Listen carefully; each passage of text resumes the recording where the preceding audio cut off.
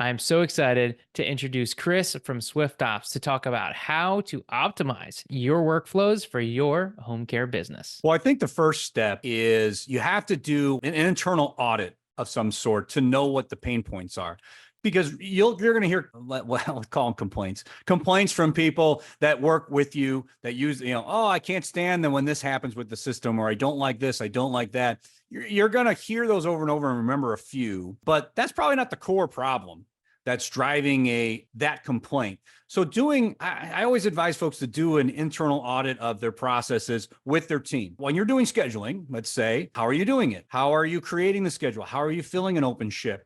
How are you making adjustments? How are you making long-term adjustments? How are you communicating them? And what do you wish the system would do? Now, that goes back to my earlier point about adoption, because the wish might already be there and we don't know, but you'll get a long list. And whether it's scheduling, we hear a lot about scheduling flow, an intake flow, or a lead flow, referral flow, payroll flow, and in terms of not having to make too many adjustments, or let's say there's payroll overrides or incentives on top, or bonuses, or the billing flow, which tends to be the biggest, and identifying what they are there. Now, most folks can come to a demonstration and really drive home to you their problems. And that's one of the first questions we ask. Why are you here? Why are you talking to us? Now, if they say I'm just shopping around, which I actually tell people to do, right? Even SwyftOps subscribers, if they do an internal audit and they want to look at what else is out there, great. But just give me the chance and come back and talk to me about what you found out there. And I'll tell you if we have it, we don't, or it's on the roadmap, or how we can help you. If it's not a fit, it's not a fit. But once you identify that root cause, let's say it's in your billing, you've got long-term care and you're tired of pulling the flow sheets or the care notes or whatever you're going to call it, the time cards, and putting them with the invoice. And then you're tired of having to manually fax that off. You want to e-fax it, or you want to email that quickly, or maybe you want to use a clearinghouse. Like it's slowing you down, or maybe you don't realize that. You want to look for a solution that is automatically going to take all of that and put it into a flow, right? So for example, I'm sure SwyftOps isn't the only one that does this, but with checking a box inside of a profile for a billing profile for a client, automatically will put invoices with the flow sheets. Well, we call them flow sheets. So care notes, whatever it is, with the time log, which automatically does that for you. And then you can set up very easily in that same profile who it emails to, and in one click be able to send these off to long-term care. On the flip side, we have a long-term care clearinghouse. Want to use that. We also have what we call SwiftClaim, which is just, a standard clearinghouse. It's powered by Change Healthcare. That's a good example of recognizing, how do I optimize this? Not a lot of people see that, and they don't know that's out there. The other aspect on the flip side is who are you using for merchant services? Now, I get that if it's not a competitive rate, that's 100%. I get it. We feel what we offer is pretty competitive to what's out there. But the big workflow save is that, do you want to be able to offer to run payments right in the system? And let's say you use QuickBooks Online and have that sync over to QuickBooks Online instead of kicking it to QuickBooks Online, then running the payment, then having to come back and post the payment in the system. All that doesn't make sense. Or if you use something like Square or anything else that's not built into your software, you're not optimizing the workflow for the payment aspect. As well as, can you turn the payment option on in a family portal or whatever, a family facing portal, whatever any other software calls it, we call it family portal. That's optimizing it. And then in terms of scheduling, the biggest thing would be open shifts. Like we see a lot of people doing the old school, open up 17, 18, 19 tabs and trying to manually go through looking at availability or caregivers. Again, top 4 or 5 system, they're going to do that for you. It'll only do it if you put the data in. You have to have good data to have an output of good data. Bad data is going to get you nothing. Whether it's WellSky or Access Care or ourselves, or CareSmarts, whoever it is, we all have some sort of aspect of what we call smart matching, or a search for caregivers of who's available. And if your schedulers aren't using that, because 10 years ago, they used to open up 17 tabs or have all the caregivers availability laid out in their desk, and that's how they do it, you are losing time in terms of finding a group of caregivers to communicate with quickly electronically, to then allow them to view electronically an open shift, bid on an open shift, and then assign the open shift. Hour-long processes have become down to minutes now if you can get the caregivers to respond quickly. So that really is the biggest pain points that I see when we talk demos, or we even look at subscribers that we bring in and try and develop them if they don't have those workflows. Like if they come to us and ask us advice of how should I do my billing? I ran my billing and I got all these mistakes. Okay, here's what you should have done.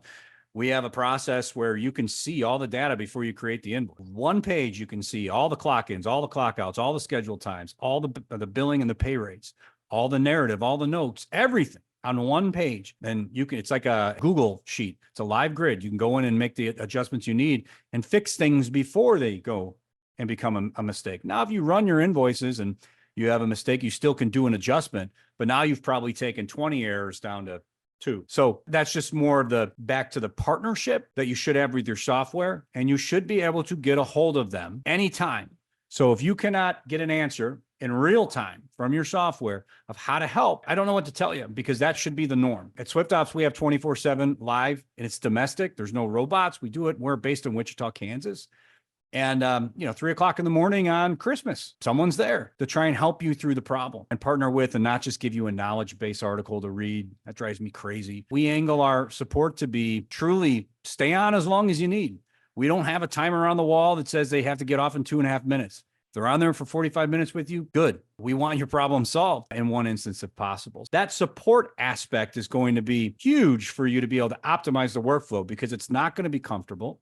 You're not going to remember everything, and you're going to read it and have questions in the knowledge base, or maybe you're not a knowledge base person. You just want to ask someone. You can call, email, you can use live chat with SwyftOps, and that's how we handle that, to be able to try and get people to optimize the workflows, because when we do that, we know their billable hours are going to grow, because less frustration and less time is spent on the system. And now you've got less complaints of, I don't like this, I don't like that. You start to hear things like, hey, I really like how smart matching works in your system, but it sure would be nice if it did. And that's completely different than, I don't like this smart matching. It never has anything I need because of the bad data. Now you've got them trained to a point where the data's there, and they're thinking next level of, boy, if I could just click a box now that shows me everyone they work with in the past. And then I can check a box of people who I've made preferred caregivers for here, and have it only be, and now in 5 seconds, I've got just a very granular list. That'd be great. I mean, we have those things, but those are things that came from subscribers. I hope that's good enough examples for different things that we do or I see in the industry that are kind of pain points around. And it's not just, SwyftOps. Any other software has these same problems, I'm sure, and their own ways to try and solve them. Yeah, absolutely, Chris. I mean, I think one of the things that you hit on that I think is really important is, number one, when it comes to your workflow, like, your software is only as good as your systems. And so I love what you talked about, because the systems, you're not just the software. And, a lot of times people are like, well, the software doesn't work with my system. It's like, well, your system's probably not good, Yeah, right. Like, that's part of it. And I see this often too, because, I've switched softwares within my own, CRM, and my coach is like, yeah, most of the times, like, why are you switching? And the reason why people switch softwares is not actually a good reason. It's their systems that are the problem. And so until you understand your systems, you can't have a software without that systems. And being able to have somebody like yourself, like your team, to be there 24/7 in that support, to me, is invaluable. We know what that's like with Google and Facebook, and you're just constantly, people are trying to use the AI. So to be able to get on with a real person is really amazing and a huge differentiator. So that's awesome. That differentiator was really important to us coming out of the gate, and really what we focused the build out of SwyftOps around, right? I knew that we needed to get subscribers, and the only way to get subscribers is to treat them right and partner with them, rather than focusing on, hey, let me just big net this and get 100, 200, 300, 400 subscribers out of the gate, and then we learn as we go. We were very selective. And when we got folks in, it was truly, let's build out the support side. And I focused so much on that within the company that almost to a fault on the sales side, because we wanted to take care of people so much. But what happened was what I predicted, and I'm so happy that it did, is that the service aspect led to growth. And that's the way it should be. So that's totally our mantra, and we want to go forth with. Everyone's not going to love software. Everyone's not going to be a whiz at it. And that's why you need that support. And, it went, again, I brought this up earlier. People are going to leave softwares. If they do, I wish them well.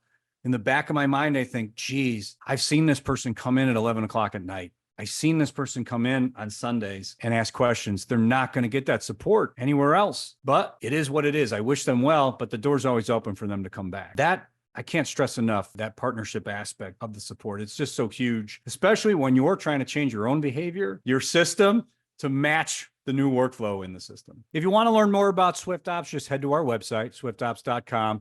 Up in the right corner, there is a request a demo button, which you can request an hour-long demo or a 15-minute consultation. We'd be happy to talk to you either way.